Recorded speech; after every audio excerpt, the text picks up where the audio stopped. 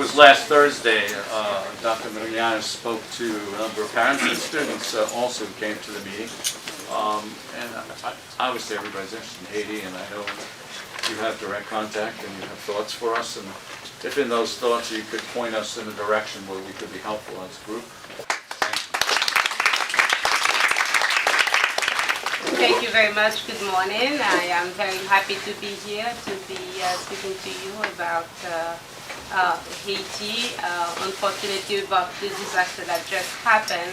But I also had over for a number of years I've been going to Haiti to do some work on kids who basically were born with facial deformities, namely, probably you have not had the opportunity to see those, but namely kids born with cleft lip, cleft palate, and other scars that result from burn and other traumatic injury that they had.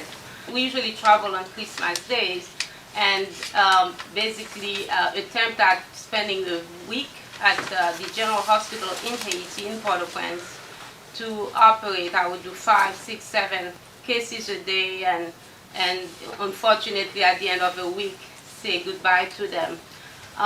In this process, my daughter, who went to the French American school, had used this opportunity to collect toys, clothes, vitamins, eyeglasses from everyone in our neighborhood and from the schools and from our church, to basically bring along with us and distribute those to orphans in Port-au-Prince areas and in the hospital. So this has really been a joy.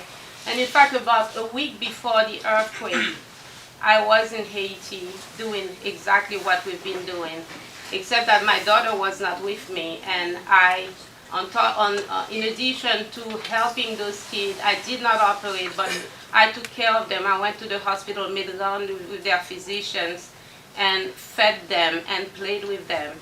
I will be more than glad to answer your question.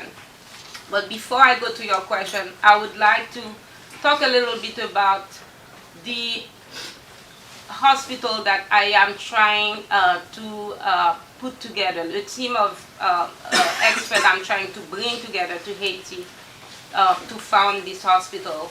I found out there was so much outpouring of support from every university, and I am left speechless. And this morning I have the proposal, if any of you want to take a look at it.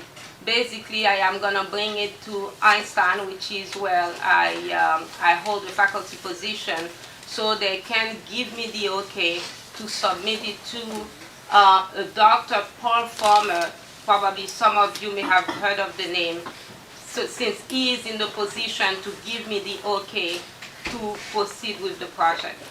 Do you know if anybody else is trying to help the people of Haiti get back on their feet, or help them with home living instead of living on the streets in their cars? Red Cross and a number of other organizations are calling to action to get some tents, essentially because whatever they're using is not going to protect them from the rain and from other intemperies. So it is, yes, they're trying their best. But unfortunately, in situations like that, you have so many.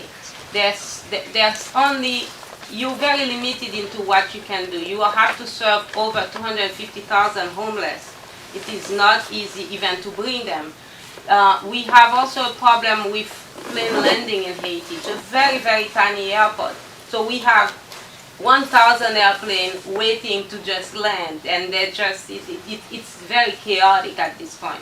But everyone is really trying to do their best. So when they export them up here, where do they go? I believe anyone who would come to the United States would somehow have some situation in place to receive them.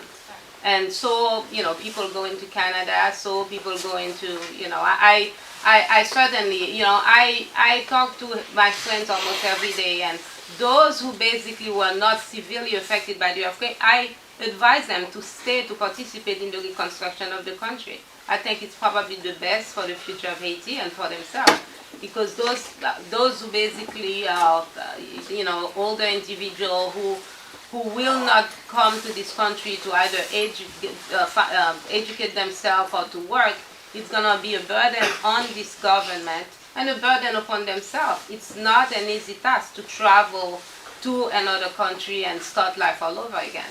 And I think this is one thing I stress every year when I go. I try to basically try to find some form of project for people to focus on so that they can help themselves, because coming to the United States is definitely not the answer. Find something, okay, whether it's just gonna be notebooks, whether it's gonna be vitamins, whether it's gonna be just go in and give your time to observe, to teach, and so on and so forth. Or just try to identify one family or one student or one kid that you can help. I can tell you what I have done over the years. Not only have I taken care of families, have I basically supported education at universities, but I've also sponsored orphanages. I've helped out with vitamins, such as this year I just wanted to bring vitamins because they were facing such a calamity. They were not eating properly.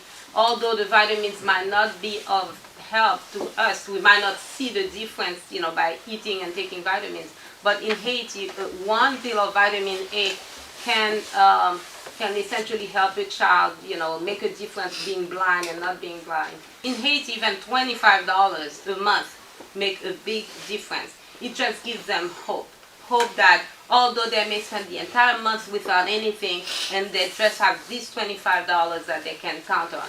And one thing I will specify is that despite all that you see, they are basically find a lot of comfort when they see foreigners come in and help them and so on. And this is something that Haitian really likes, is to have hope.